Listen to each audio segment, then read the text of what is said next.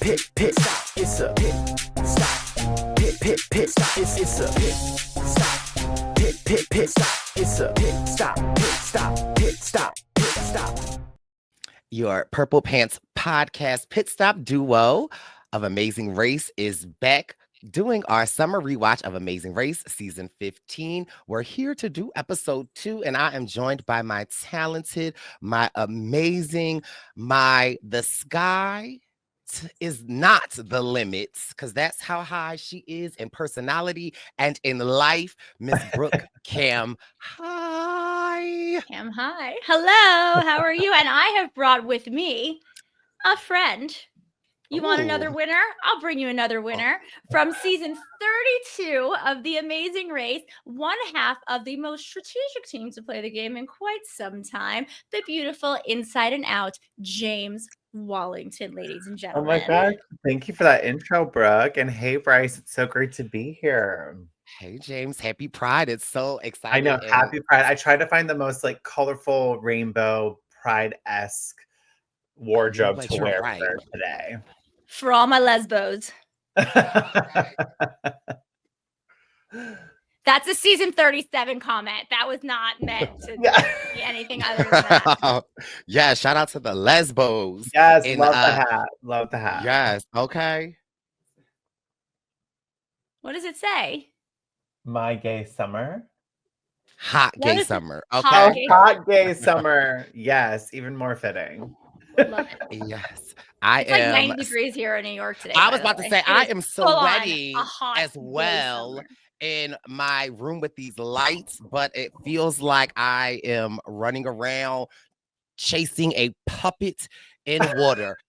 James and Brooke, let me just tell y'all, I don't know what seasons y'all have me watch, okay? Because we watched season 5 last time and it was great. We're on season 15. Brooke and I just covered episode 1 last week, and I was pissed off because it was a lot. I'm like, why you it has a rocky start. It has a rocky start, but I promised it was gonna be good. Also, is this noise bothering anybody? I don't hear anything. Sweet. I opened the door so that I could have flow. I did warn Brice. It's controversial at the beginning. It's okay. It's the first 10 minutes. And then. Yeah, what happened to Eric and Lisa really is so devastating and so messed up. Crazy. And I was telling Brooke, when they were at the mat and Eric was heartbroken, but I love that Lisa was like, when one adventure ends, now our next adventure. But Bish, why did y'all not prepare me for the chaoticness of episode 2? I really feel like the editors were like, episode 1, we gonna make you fall in love with everybody but Lance. And then in episode 2, they are like, we're just gonna show the chaotic, horrible side of everybody. Like, I feel you like we didn't want spoilers. I don't want to tell you anything. I want your natural, raw reactions at 12:30 in the morning when you call me when you're watching mid-episode. Yes.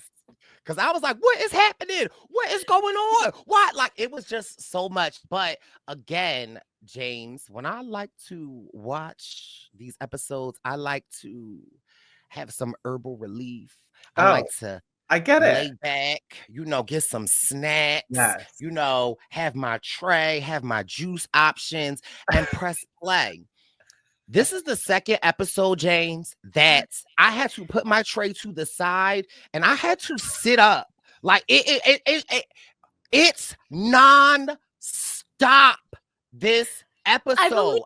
It really is. He calls me and says, he goes on and on and on. He goes, I'm only going to call you back if it's Ron and Marcy. And I was like, I'll talk to you in 5 minutes. And in this episode, Ron was over Marcy. Okay, like Ron had enough of Marcy. He's ready to get back on AOL. Okay. All right. It was like, you don't disparage AOL on this podcast because I still have an AOL email address. I'm just saying it's okay. It's okay.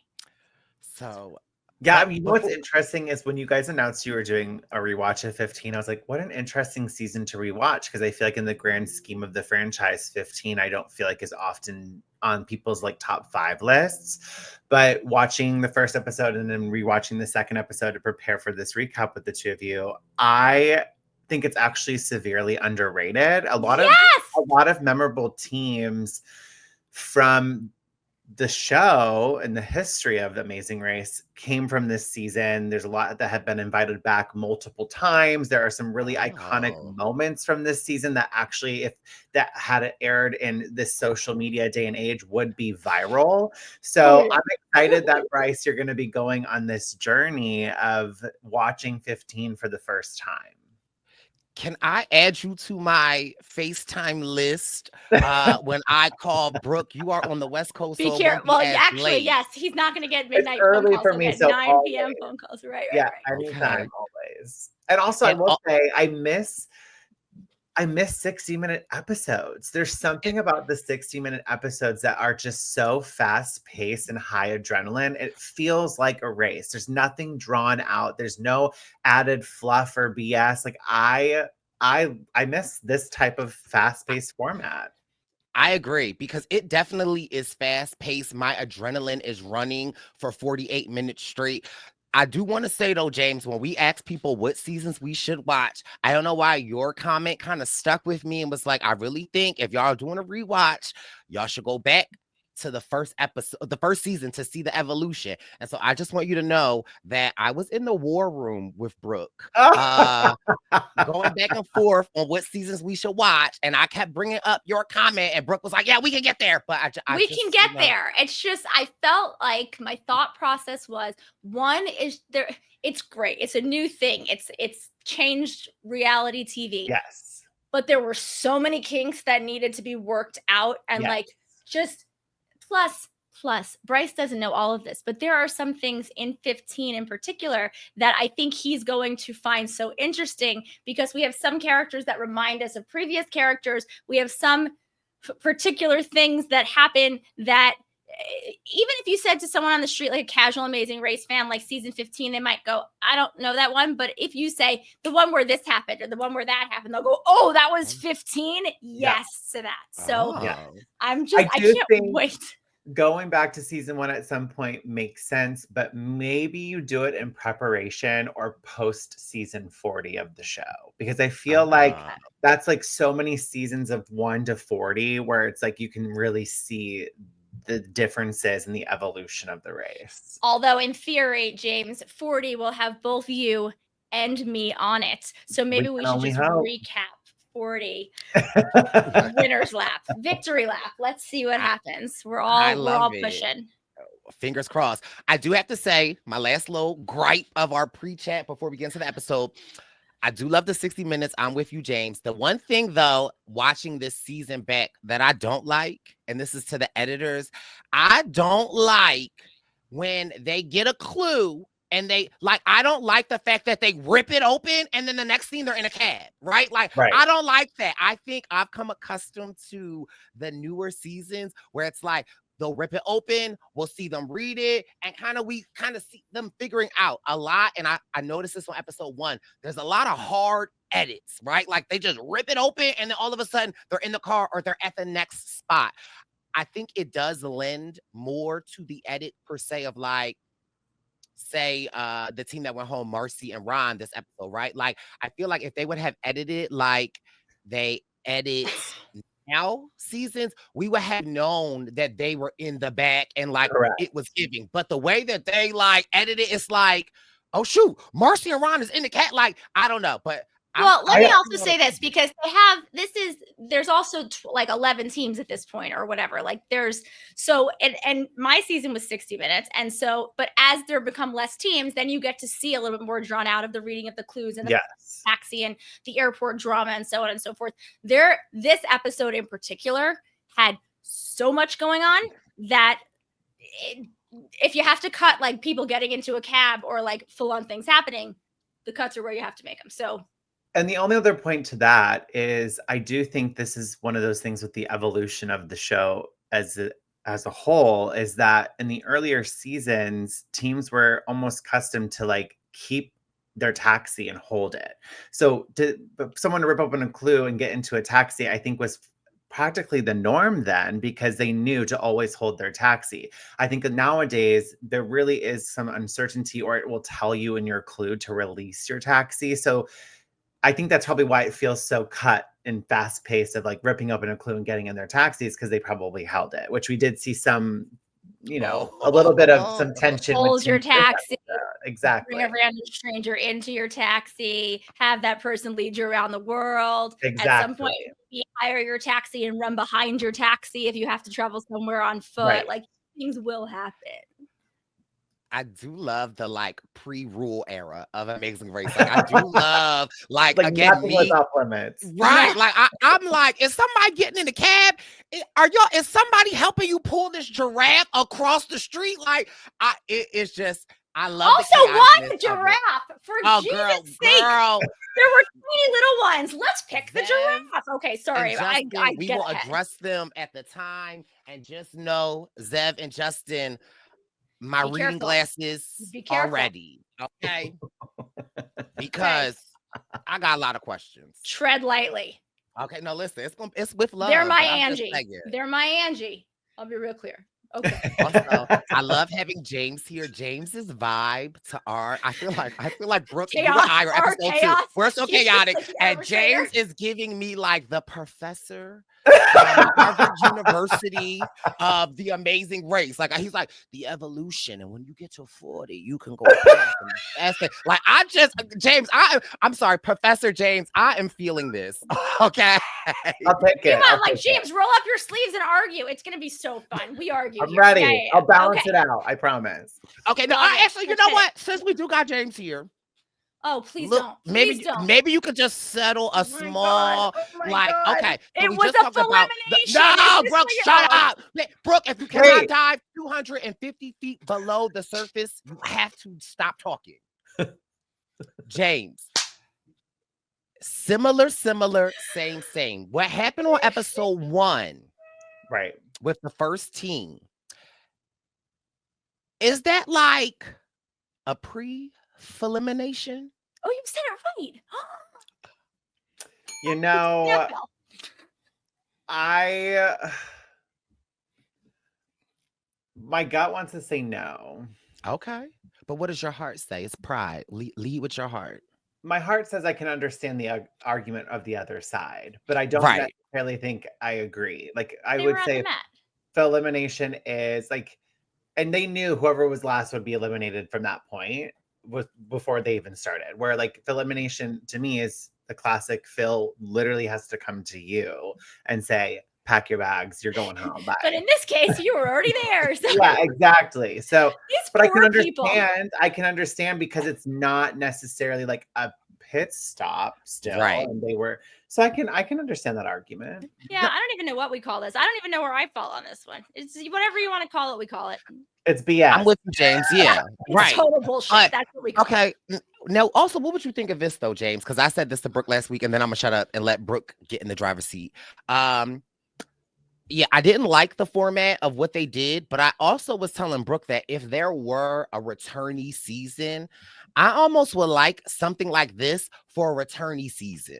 Like just right off the bat. No, this is not the challenge. This is not like a purge challenge. No.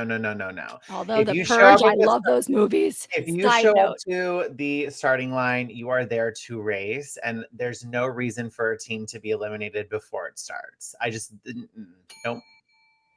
Now for season 20, for season 50 of Survivor for 24 cast members, maybe a purge. 6 them out. Yeah. That makes sense. But for the race, no. Okay. Professor James has spoken his piece. Unless James and I are both on it, and it's neither of us that get eliminated at the start. Then sure, yeah, that's one less team to worry about. It's just not us. Okay. Better them than me. That's my answer.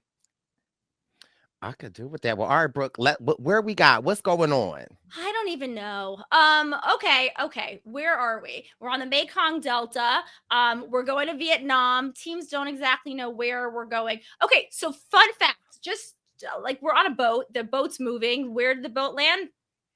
beats me. So on season 29, we also had a pit stop on a boat, and it was in Italy, and we got on the boat in one place, and then the next morning we got off the boat elsewhere. And everyone was like, well, where are we? And they're like, I don't know. And I was like, you do know, you drove the boat. Anyway, I slept on the floor with no pillow and no blanket, and I was cranky, but they did give us a feast when we got on that boat. So I knew something bad was about to happen, because whenever they do something really nice, you know you're going to suffer for like the next 12 hours. Anyway, they're on a boat. This is all a long-winded way to say I loved it, they're though. on a boat. I Right. loved Okay, that the pit stop was actually moving. I was like, oh my God, such a trip. So they have to make their way to Ho Chi Minh City and search for the Golden Dragon Water Puppet Theater. I don't know why I'm quoting it. That's what it's called. And grab a clue from the mouth of a dragon. I'm loving this. So Matt and Gary are first at 5:45 in the morning. They're talking about Gary seeing his son as an adult. Sam and Dan are 10 minutes later. Flight Time and Big Easy, love them, are a minute after that. We find out that Big Easy's dad died 3 days before the race. Like, I don't remember hearing that, but if I didn't love them more than anything, I love them even more now, because, you know, we're doing it for pops. And can you imagine, like, let them win the whole thing. Like, and when he even said that, like, I guess later in the episode, that at some point in time on his father's dying bed, obviously Big Easy must have asked for permission or something. And the dad was like, go win the race. Like, Big Easy and High Top. I mean, when someone's on their deathbed, I feel like you can tell. Another side note, because I don't think they're going to take my money away from me at this point. So I ran the race in 2016, and then it aired in 2017. At the end of 2016, my grandfather passed away. He was in a coma. Like, I made my way to New Jersey. He was still alive, but he was in a coma. And I whispered to him that I won before he died. But, like, he wasn't telling anybody. So it's okay. I feel like Big Easy's dad wasn't going to tell anybody. So he shared the information he was going. So that's hi, Papa. Okay. Anyway, I don't know what I'm doing today. I'm sorry. James, bring me back. We were talking about how they had to go and get a clue from a puppet. Yes, water shot. Puppet mouth. And just everyone at Lance and Carrie, Zevin, Justin, Megan and Cheyenne, Maria and Tiffany, Micah and Kanan. And we know this is going to be good because Micah is a professional swimmer. So anything that happens in the water, you know, is going to be great for her. And then Marcy and Ron leave at 6:15 in the morning. She's not a professional swimmer, but I keep saying I know. And Brice has no idea why. And I'm loving every second of this conversation. Somebody said it in the comments too. They were like, Brooke, Brice is going to die. He doesn't know. So, okay. So Marcy and Ron go to get a cab, and she pulls out her whistle. Listen, James, did you bring a whistle? I brought a whistle. Did you bring a whistle? No. And I feel like if Will and I had rewatched 15 before we left, we would have, because that honestly is genius. That is a boss move. I loved how aggressive she was in the street, blowing that whistle, hailing down a taxi. It's honestly iconic. And she had a bullhorn in the episode before. They gave that. They gave that. Girl, so why was she the only Could you one imagine with it? if she popped a bullhorn? That would be A, a waste of space, but B, also hilarious. That's amazing. I love that. Anyway, Brian and Erica leave last. Everyone's in a cab. We're all going to Ho Chi Minh City. Whatever. Who cares? Flight Time and Big Easy get to the theater. They don't even have to, like, their arms are so long that, like, the dragon's trying to get away from them. Now, Brice and I talked about this, I believe, last night, where he's like, these aren't mechanical dragons. Like, people are operating these like puppets. Because I was like, it's a dragon in the water going in and out, in and out. Just time it and grab it. And then after the 13, James, I'm like, now, wait a minute. That dragon is like playing with them. He's not coming close. And then I was like, oh my God, wait, they said it's a water puppet. So it literally is someone. I love this. Like, can we bring the water puppets back, please? Like, meanwhile, Flight Time's arms are so long that he just basically like manhandled it and it's like, thank you, I will take this, no problem. And I would say even Brian, like when he like leaped in and snatched it, it was like so quick, and the accuracy of it, like it was just perfection. But I was under the impression that they were kind of the puppets are toying with the teams a little bit. I loved it. I loved it so much. So I love when a clue is not necessarily in a clue box. Like I like when it's a little bit different. Yeah. So for anyone who didn't watch it, watch it. But okay. In the mouth of the puppet was basically a bullet, and you had to unscrew it, and inside was a postage stamp with a picture on it where you need to go next. Now, most people had no problem figuring that out. Right, most unless people. your name is Lance. And And- then Ciao. yeah, I don't want to be mean. You do it, Brian. Be mean. But like, what do you think? You're just getting a bullet? Like, what do you don't? And Where's the clue, Carrie? Carrie, where's the clue? I don't know. Go inside. Where's the clue? I can't find it. Like the. that's your Massachusetts. It's good. No, At it's this good. It's point, really good. I don't know what's happening, but like everything can't be Carrie fault. Like you, first of all, you have the bullet, Lance, right? Like The best like, is he's what- opened it. She goes, "Is there anything inside?" It goes, "Yeah, just this stamp." Like, that's your clue. What do you mean? That's Like, the he actually- clue. But you But know also- what? This goes back to race brain. Like, I think I can understand it in the sense of like something so simple. We would think that's your clue. And sure, most of the teams didn't struggle with this. There's always got to be one. There's always got to be one for that TV moment where we can be screaming from our couch, like, look at the stamp, idiot. Like, come on. So I understand it though. I mean, same. In all fairness, Shout out But to like the we needed producer, that though. moment. It was Yo, fun. yo, It's hilarious. 1,000%. But shout out to the producer for the post office on the stamp. Like I love the like double entendre of like even if you don't know where you're going, like it's a post office of the stamp. I loved it. oh, that's actually fun. I didn't even think it was a stamp of a post office. I like that. So anyway, everyone's finding their clue. Everyone gets in a cab with the exception of Gary and Matt, who decide they want to save money, which I'm okay with. Like, I don't know how much money you spent, James. I would let Scott get 1 cup of coffee, like per leg. I don't drink coffee. And I was like, you can have this. We're not spending money. But then Yeah, they we were ultimately get in a cab too because it was frugal. way longer than they Yeah, thought. we were frugal AF with our money. Yeah. Can we talk about Micah and Kanan when they Always. got to the water and Mm. they said you got to praise dance, okay? You have to praise dance in the name of Jesus because they was. There was this whole moment. I'm like, girl, what? And then when Kanan said, you ain't doing it right. Get on, let me show you. Then he gets in front of it and it's like, I'm Yeah. like, what is happening? Yeah. It was like they were trying to hypnotize the puppets to like come to them with their moves, like a snake charmer, if you will. And the best I'm part, looking at my notes and I go, Micah and Kanan start dancing. I go, what in God's name? Which I'm now realizing is funny because everything they do is in the Lord's name. The two of them are a riot. and the even more funnier part is because I had to rewind because I'm like, maybe I missed something, but I loved how the puppets weren't even moving when they were doing it. Like the puppets were toying with them. Like, classic.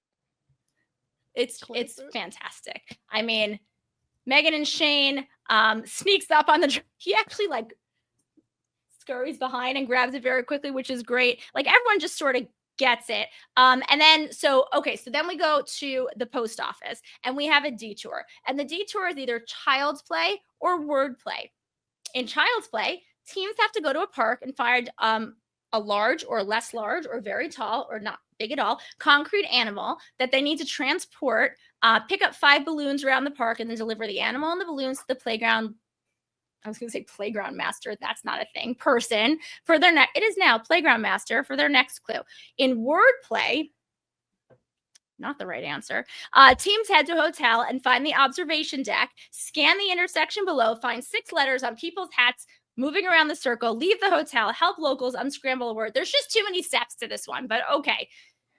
I assume, no, what are you two going to do? I assume it's both child's play, but which one are you guys doing? Yeah. Not being on the race, watching it. I would have done I would have done words play. I felt like words play was confusing, but rather simple.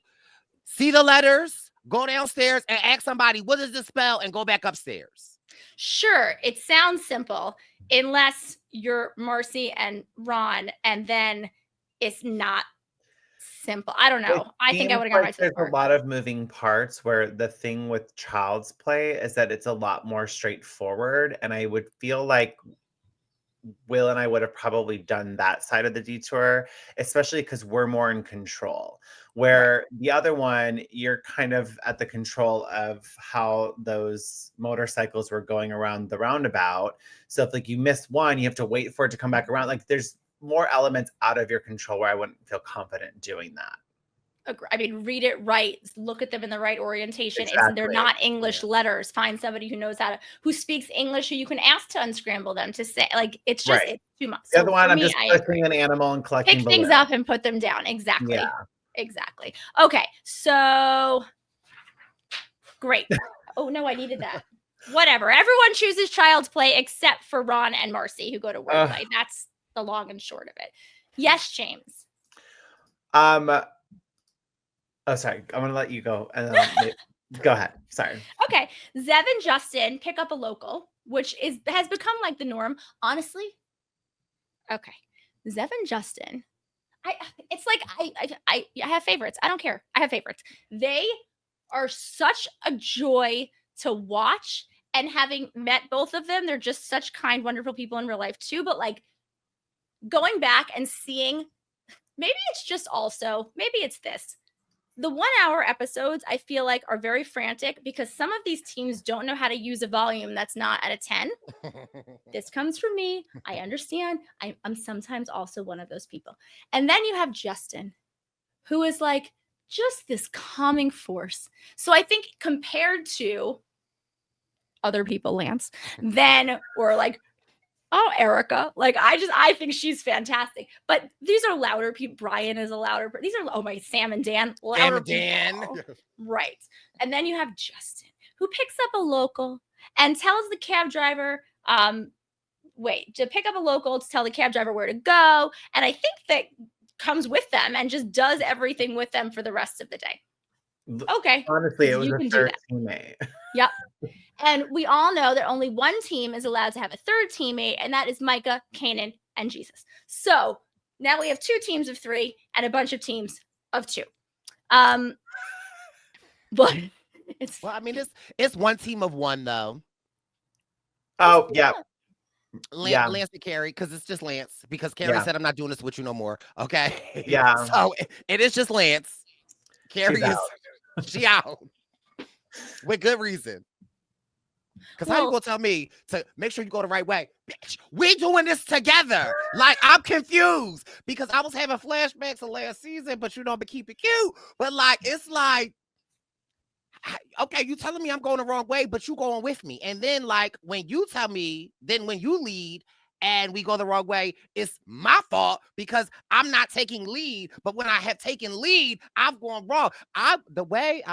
First of all, I was having flashbacks of my friendship with Wendell, okay? Because in that moment, I was Carrie. I was like, girl, Wendell, you do it then, okay? Because I'm not playing this game with you. Like, I love how Carrie says what needs to be said. And I love how Lance don't really be having a comeback. It's just all Carrie's fault. But Carrie, like, how is it my fault and you're leading us? I'm trying to figure that out, Lance. Confused. Okay, so people are moving the animals. The 2 biggest men have picked the smallest animal because they are smart. Flight Time and Big Easy finish the detour first because, I mean, come on, this is the easiest thing ever for them. And they have chosen not to pick the 7-foot tall giraffe. They have taken this tiny sheep or something because thinking it through. They are told they then have to make their way to okay, so James, here's what you need to know. I've gone back now for the next episode to handwriting my notes, but for a couple episodes in here, I was dictating into my phone and then printing it out. So what is written here cannot be the right answer. Well, I don't have one right now other than this is gibberish. So they're told to go to somewhere, Dienco 8. I don't know what it is, but that's not right. To get their next. Delta?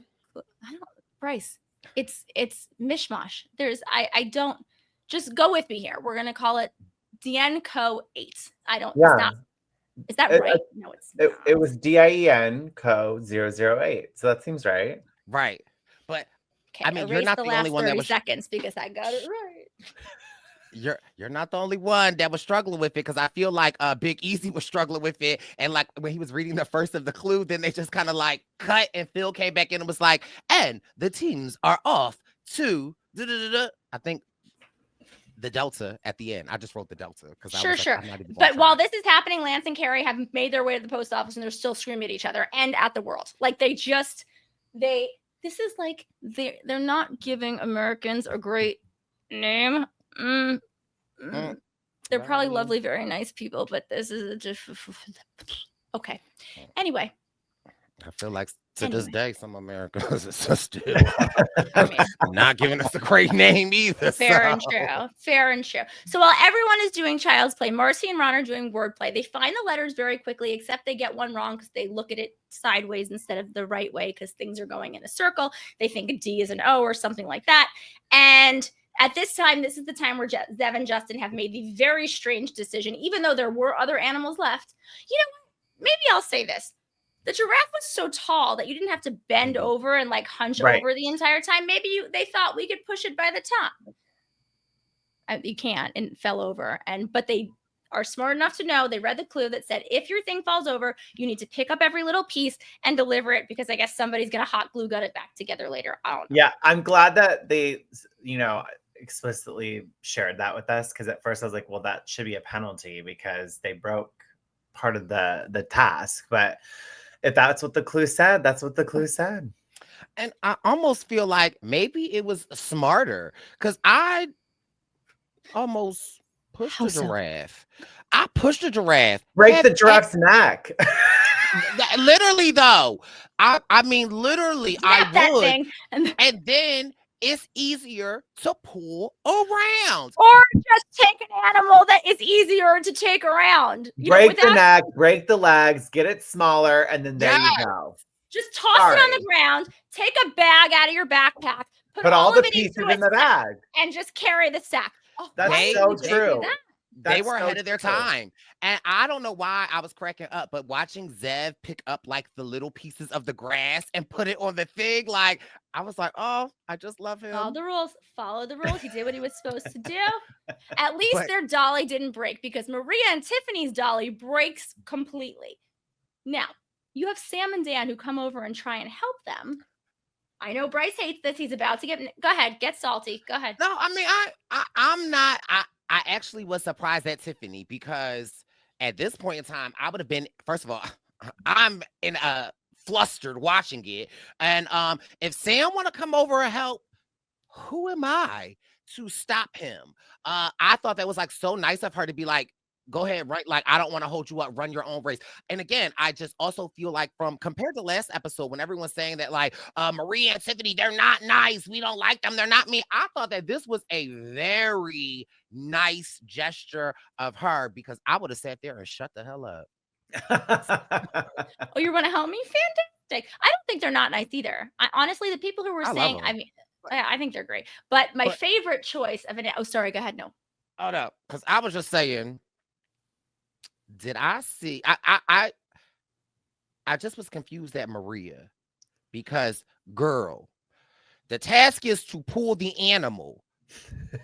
When I'm watching the episode, all I see Maria is pulling her damn book bag, and I see Tiffany, like, did y'all see that? Like, Maria, girl, why are you pulling that book bag and not the animal? And why is Tiffany pulling the animal in her damn book bag?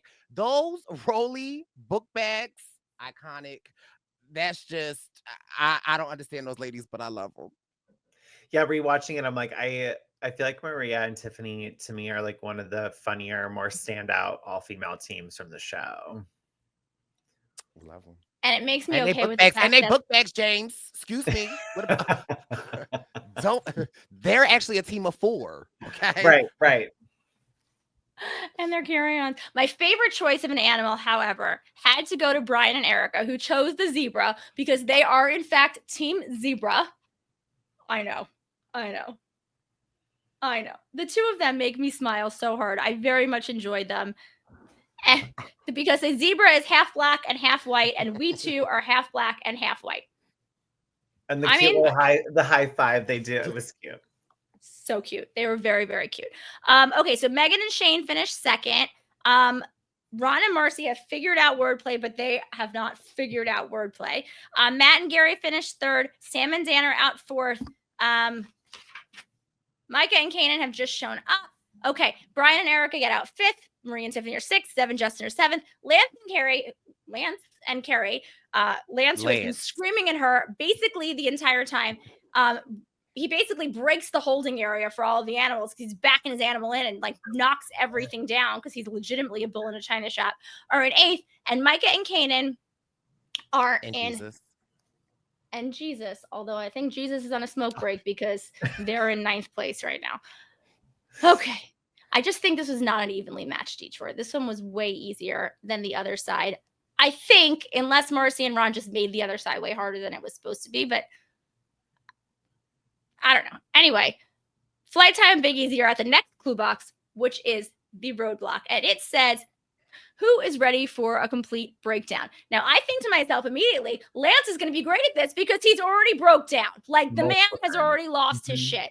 Right. But it turns out he actually is great at this because he's a caveman. Okay, so what you do is you have to take these tools, or just your bare paws if you're Lance, and break down 2 VCRs and sort the parts.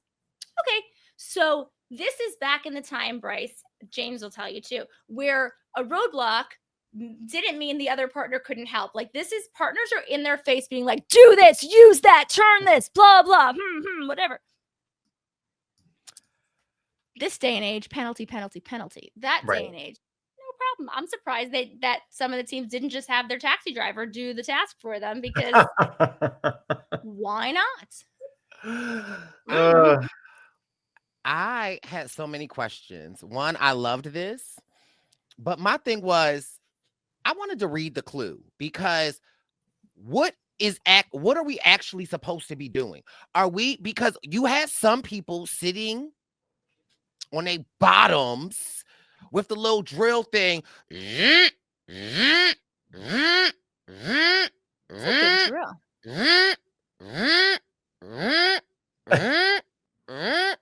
A lot of screws. They haven't even taken a girl. Did you see that VCR? Like literally. And then they're pulling back a piece, and then they are. And again, it makes me think that the clue says something to the effect of like, you have to dismantle this. My issue is, can we have consistency? Because how can I just, somebody is like, and then, okay, sorry, I'm all over the place. You got Lance that just come in, rip it up, and it's done. And I'm pissed at the teams that see him doing that and are still. Yeah, but they probably can't, Brice. The man has superhuman strength. Have you seen the size of his muscles? I'm sorry, but there's no way that some of these other teams, he literally is like breaking metal. Like, you put me down there, I can see Lance do it, but I'm still with every one of the little screw thingies because I don't have that ability. I'm a noodle. Well, they could also be thinking that he's going to get a penalty because they're probably being so literal and watching the display, watching the example, watching the person do it. They're probably just following that, thinking that that's the way they have to do it in order for this task to be complete.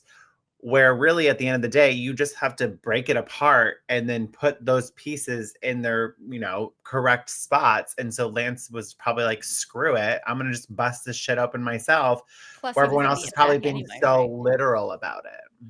Also, I kind of wish they had to sort like in more detailed piles, because the one thing about Lance is since he's pulling things apart so haphazardly, like maybe a couple of his screws went missing, maybe whatever. I thought it would have been cool to see. You needed to have 12 screws, this pile, this pile. Because what if something broke? Like, what if something of what he tore apart broke? Like that's probably why I think the teams did it the way they did it, was because you don't want a penalty under any circumstance. So they're overthinking what they need to do. What you do want is to be Matt, because Matt, who has taken stuff apart in the past, you could see in the conversation with Matt and Gary later, Matt was like, I like to just take things apart. Like Gary was, you could see it on his face being like, yep, we lost a toaster that way. And you could tell that like he's done this before. And he goes very quickly, he's flying through. He's like, I've done this. This was my Thursday. And so and he was very, very fast. And then they cut back to Ron and Marcy, who are devastatingly in last place at this point. But Flight Time finishes first, and they are told they have to travel across town to find the Reunification Palace, which is very famous for a moment in history, when North Vietnamese tank crashed through the palace gates, ending the Vietnam War, blah, blah, blah. So Flight Time finishes first, and they are on their way to the Reunification Palace. The notable things that I remember from this VCR task are Sam and Dan, who I enjoy a lot. I just think they're fun, but they are, to me, the Nick and Mike of season 15, but like without the meditation. Like they could stand to use a little bit of Nick and Mike's meditation. Basically, Sam keeps telling Dan just to shut the fuck up the entire time. Like he's trying to do it. Don't interrupt him. He's in his flow. So listen, I had the biggest crush on them when I watched this. On which one? Yeah, Sam or Dan? Both. Oh. They were both. Did you ever get to meet them? Things. No, I've never met them. Just I've messaged with Dan on Facebook before, but well, James, please welcome. No, I'm just kidding. Oh my God, Dad. Wouldn't that be so great if I just randomly knew that and pulled them onto this podcast? I didn't know that, nor did I pull them onto this podcast. But now I feel like I'm attractive. Yeah, they're cute. And then even when I was watching it, Will was like creeping over my shoulder trying to like watch too while he was doing some work, and he was like, I forgot about them. I had the biggest crush on them. I was like, same. I think Dan's the taller one, the younger brother, right? Yes. I think Sam's the one you said looks like Sesternino. Okay, then who I think is the taller one. That's Dan. No, yeah, I think Sam is Dan's like the bigger one, like the right, and Sam's the taller one. Sam, Am I backwards? Shorter one. All right, whatever. They're brothers. Right, they're both gay. Okay, so hold on, wait,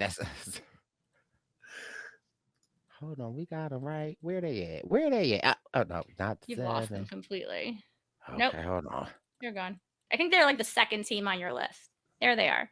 Yes, okay, Sam's the taller one. Oh, I see. Yeah. No, yep, I got them mixed up. You're right. Yes, Sam is the taller one. Okay, you know what?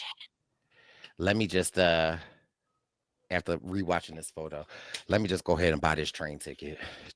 Choo choo. Lost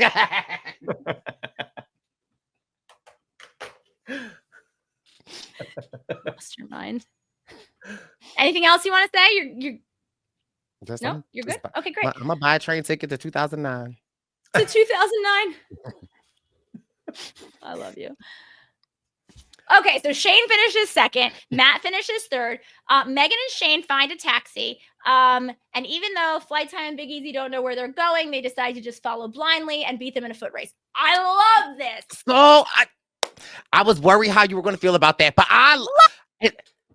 and that's the second time that they have said that like they could just beat on a foot race. And I do have gripes, especially in the newer seasons when people just follow people, right? Like I don't like that, but I like the fact that tell me why.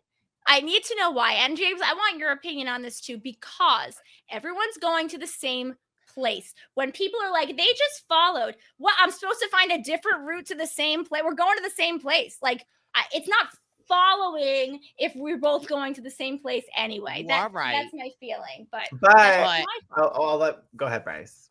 My only thing is I like the fact that like Big Easy and I'm about to say Flight Time. I like that they have a plan. It's not just we're going to follow you and figure it out. They're like, we're going to follow them and we're going to jump out of our cab and we're going to haul ass. Like, I don't know. Something about that seems a little more strategic to me, but I normally don't like when people just follow. That kind of bothers me. And more of the sense of like when they're just not even doing anything, right? Like, and I feel like Big Easy and Flight Time. I feel like they're not just followers, right? Like they're making smart decisions where they're kind of like, we're going to wing it until we get here. So that's my opinion on that. I understand that. I think with following though, you almost like want to give the team that put the work in to get the directions, like give them their flowers. And then people who just kind of follow along that didn't put the work in, I can understand why the following would be frustrating. But also, I think there's like a little bit of a security blanket for teams when you do have another team in sight. And that was something Will and I always told ourselves, that like, if we have another team in sight, we know where we're at in the race. If we don't have another team in sight, that's when the panic can set in. But also, you want to have your own level of confidence of knowing when to break off from whatever team you're following or whatever team you might be working closely with. And I hear what you're saying about Flight Time and Big Easy. It's that they knew following Megan and Shane that they could beat them in a foot race, that they knew that they could probably out get to them to the pit stop first. So like, they had a plan. They wanted that first place. And so therefore I understood why they did it. I'm just going to say that even when you do see teams around you from personal experience, the panic still sits. Oh, absolutely. But it's nowhere near the panic. But agree. Yes. Always. If you Island. can keep yes. Agree. If you can keep a team in sight. And Brice, I think I told you this when we were in Greece, we had the opportunity to take our own flight that landed like an hour earlier. And I made Scott not take it because I was like, we were the only ones on it. If we get delayed, we are out. Right. He was not happy. And I think I also told you that I subsequently told him later in the leg when we were at the airport next. I was like, I checked on that flight. By the way, it was delayed by 3 hours. And he's like, oh my God, really? We would have been out. And those circumstances. I did not check. I did not check. I don't know if it was delayed. I just really didn't want to hear about it anymore. Like that flight may have been on time. You don't break off by yourself with the flight. No. Absolutely not. Unless my only unless is, and thank you for coming to my TED Talk. My only unless here is hold on. You can break off and there you go. But hi, my name is Brooke Camhi. I was in season 29 of The Amazing Race. I have something to say for future racers. If you have the opportunity to take a flight by yourselves, 9 times out of 10, 99 times out of 100, don't do it. Stay with other people because then you just have to beat the person right there. However, if you have the opportunity to take a flight and it gets you in or you get to a connection early enough that there is another connection, if you have enough cushion that even if your flight's delayed by 2 hours, 3 hours, 4 hours, you still are able to catch up to the other teams on the connection that they're on, okay, maybe take a chance. But most of the time, the answer is a hard no. Thank you for coming to my TED Talk. I love it. Can I ask a question? Yeah. So in that same, okay, Lance, in that same breath, right? I'm a trial lawyer. Sorry. What if the team, like, say you have the opportunity to get into a flight that puts you in an hour early, or you can be with this other team, and say the other team is Will and James, right? Say it's a team you can't beat. Like, do you still say, F it, go with Will and James, or do you try to get ahead? Like, you still say, go, okay. I got 3 things to say to this. 1, you stay with Will and James. 2, who are you to tell me I can't beat Will and James? And 3, can you swap our pictures back at the top? Because I feel very disoriented being on this side of you. Okay. Thank you. That's better. Okay. Well, also, what I'll say, going back to the evolution of the show, these are things that teams don't really have to worry about anymore. Like, a lot of the flights are so much more controlled where it's like already pre-reserved tickets and you just go to the agency to say, I'm here, I want this flight.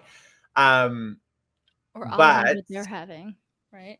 Yeah, like, but if there's ever a season where it kind of goes back to those bare basics, yeah, you just want to stay. I'm a big advocate for staying with the pack when you travel because there's too many unpredictable or at least variables at play that could put you even further behind. And some great teams have been eliminated because they've made that one choice and then they're stranded at an airport while everyone else is running the leg without them. And then there's a elimination at the airport. Exactly, at the airport. That has happened. Yes. I love when Brice gets like shocked. Wait, okay. Wait, but that happened? Yeah. Yeah. At Ephraim and it was. I don't want to know because it happened. Yep. He froze himself. I don't know what's going on with him. Okay, great. Let's do this without him. No, I'm just kidding. He's back. Hi. Hello. Oh my God. Not now. Inquiring minds want to know. Time to watch season 23. Is it 20? You looked it up. It's 23. It's not this one. Don't worry about it. It's 23. Tim and Marie. Yeah. Oh, yeah. That's a great season. We'll have to do that one. Okay. Wait, but time out, because we just can't brush over this bomb drop. Now, inquiring minds do want to know if Phil comes to the airport. Yes, it's elimination. Yes. It's mid-lag. It is mid-lag. All the other teams have checked in. Stop what you're doing and go home. Yes. Yeah. I'm just asking. I'm just doing the Lord's work. He's like, don't even bother getting on the flight. Yeah, you're done here. Turn around. Was it in Frankfurt? Oh my God, we should check if it was in Frankfurt because you know my feelings. Never take a connection in Frankfurt. Frankfurt is habitually crappy for connections. I'm gonna have to look that up if that was in Frankfurt. Okay. Anyway, I don't even know where I am. We're at the roadblock. Tiffany can't figure out how to make her drill work. She's like, how do I make it go? Sam finishes in 4th. Dan's complaining about everything. Brian finishes in 5th. And at the pit stop, it is a foot race. I love a foot race. Flight Time and Big Easy check in, I don't know, 8 seconds before Megan and Shane. And they win a trip to Aruba, which is told to them in front of Megan and Shane, which I sort of love because Shane is like, oh, crap. Like, we could have had this. It could have been ours. But Big Easy was playing for his dad this leg. And I just love the fact that he won. His dad, he knows his dad would have been happy for him. And this was just like a good, wholesome leg for them. And Megan and Shane are in 2nd, obviously, at this point. Yes, Brice. Flight Time and Big Easy's shirt said it all at the end. Like, they literally were running for their lives. Their shirt was soaked. I was like, kill it. But also with Megan and is Shane? It's Shane, yes. Shane.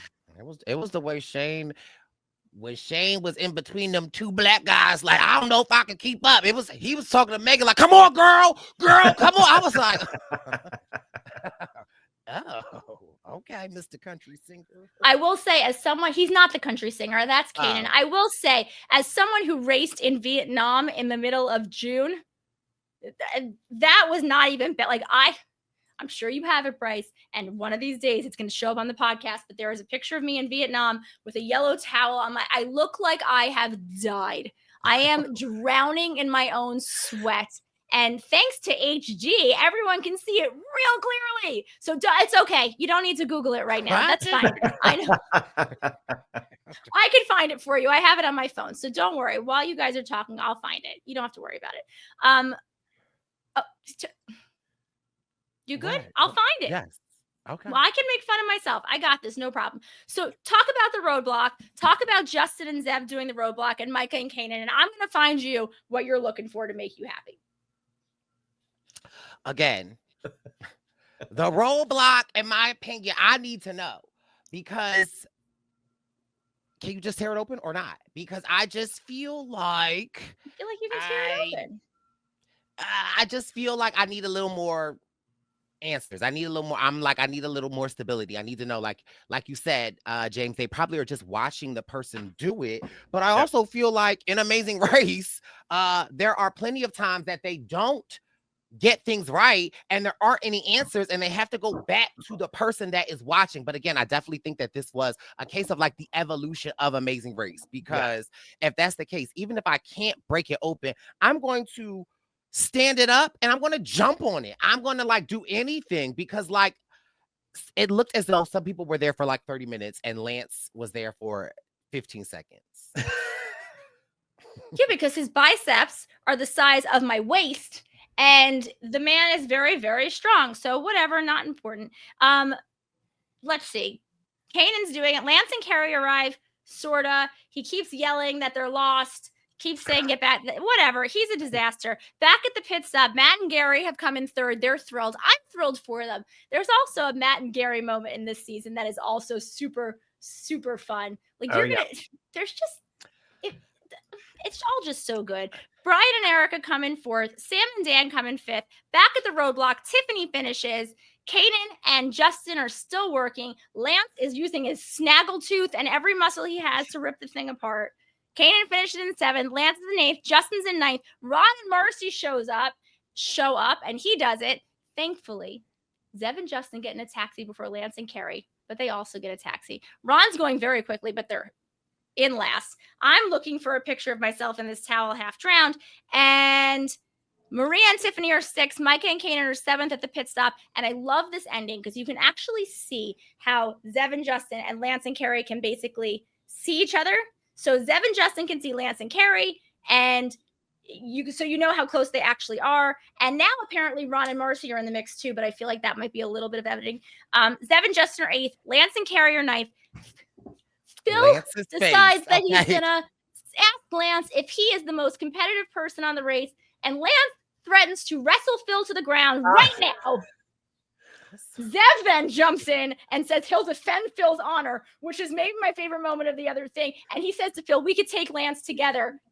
Dying. You probably Phil can't. was not about it. Phil, Phil wants nothing to do with this, which I just think is hilarious. You can sometimes those feelings on the contestants. He might very well have loved Lance. I don't know, but I don't think so. And then Ron and Marcy show up and they are eliminated. He cries a little bit. They're disappointed, but they're grateful they got to come on the race.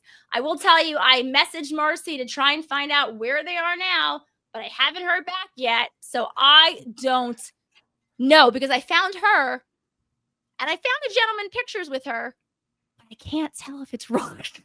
Well, they got married on July 31st of 2020.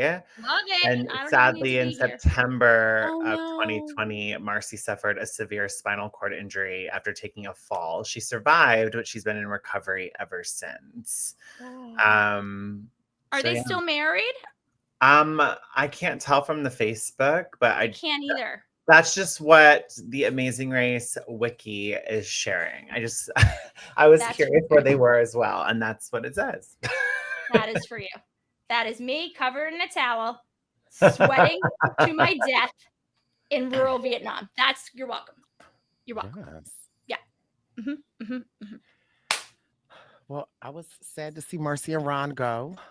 I want to know, James. Yes. Without giving anything away to Brice for the rest of the season, do you have any feelings, hot takes on any of the teams as of this far? I mean, we know that you know how it ends, but like based on what we've seen so far, how you feeling? What are you thinking? I don't know. What are your thoughts?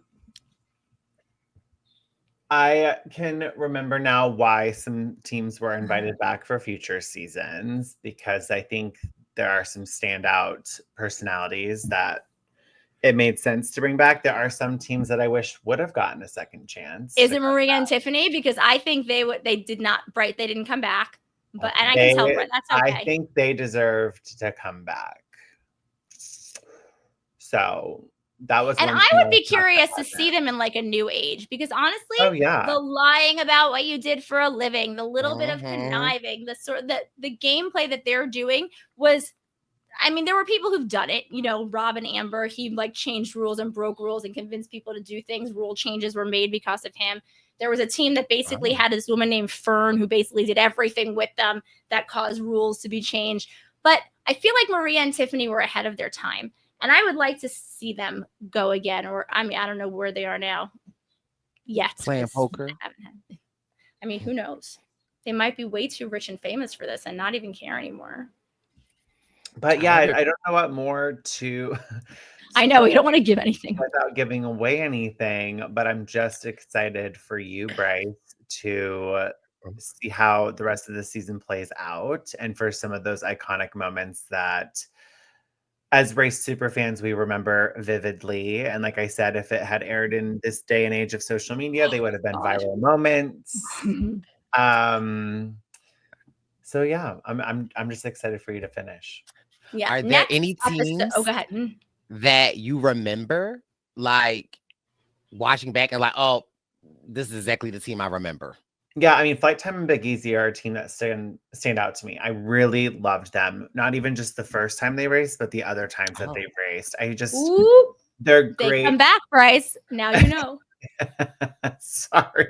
No, that's okay. I also have told Brice that there has been a winning team that returns, and he doesn't know who that winning team is, so he doesn't know how this ends. Yes. So with Flight Time and Big Easy, I just love those guys. I just like the way that they race. They have fun together, and they also have some very memorable moments in Amazing Race from the few times I that will they've tell done you, it. So one of my favorite moments of the Amazing Race all time, any season ever, is coming up. I think it's episode 5 of this season. It is one of those moments where if social media had really been a thing, yeah, it's a moment, but it's a moment that shows how strategic they actually are, because they are so fun loving and are like, they're just so like gregarious, and people know them, people helping them because they're globetrotters. But it is perfection. It is exactly what I would have done in the same situation, but probably more so I would have done. Like, but they just do everything with a smile and everything. And the same thing with Dev and Justin. Like, they get, spoiler, they get to come back again too. And they are who they are. Change nothing. No notes on them either. So, and I mean, there are just some, I remember Erica and Brian, and they're living up to exactly what I remember them to be. And Megan and Shane are living up exactly to what I remember them to be.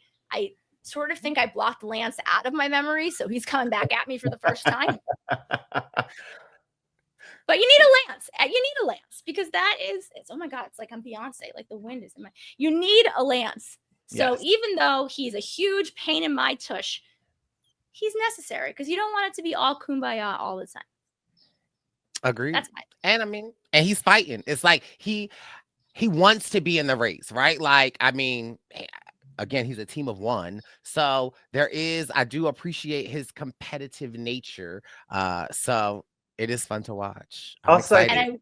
I think he's kind of had a glow up. Oh, really? Ooh, okay. Yeah, I don't know. I just think he's had. I mean, back in 2009, did you think Lance was attractive, James? No. He didn't tip the needle for me, you know. He didn't tip the needle. Lance. I just texted you a photo of Lance now. There's just something. Oh, you did? Because I'm like Googling. Okay, hold on. Message from James. Oh. Okay, no, wait a minute. Wait, James is right. Hold on. James like, is I right. was kind of taken aback. I was like, wait, that's Lance? Right. He's giving daddy vibes. That's right. And these are their kids. He's with their kid. I guess they're still married. Okay. They are still married. Yep. Hold on. Wait. Look at this. Okay. Let's just. Let's call him. Okay. I mean, it's the beard. It's the beard. It's the beard. Okay. He's aged well. Okay. Lance the fine wine. Who knew? Who? Okay. Knew. James knew. He knew. Lance knew. Anyway, long story short, too late, Brice. Get to watching the next one, because in an unfortunate twist, one team will in fact lose their passport. And will they be eliminated, or will they find it? I don't know. I do know. You don't know. Let's find out. Wait, can I guess? You can. But don't tell me. We won't. Okay, I'm just going to go with, if history repeats itself, Tiffany and Maria lost a person.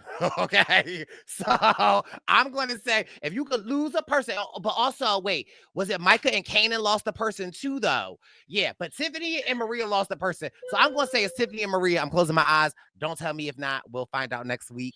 James, we can't thank you enough for coming on and recapping. Yes, thank you so much. And I cannot wait to hear your thoughts, Brice, as the season progresses, because you're in for a treat. Ladies and gentlemen, winner of season 32 of The Amazing Race, James Wallington. Yes. Thank you so much for joining us. Thanks. And when you get a group FaceTime call at like 9:30, I'll be awake. Just know ignore the fact that I'm in pajamas, because he's calling me in the middle of the night. I'm ready. I'll be ready for it. Well, thank y'all so much for listening. We'll be back next week covering episode 3 of The Amazing Race, season 15. This has been your Purple Pants Podcast Summer Rewatch. Bye. Bye. Thank you. It's the Purple Pants Podcast. You better listen in public, might make your stomach hurt. Ooh. It's the Purple Pants Podcast. You're trying to unwind, you better get that box wine. It's the Purple Pants Podcast. You're trying to get your snack, you better hurry right back though. It's the Purple Pants. It's the Purple Pants.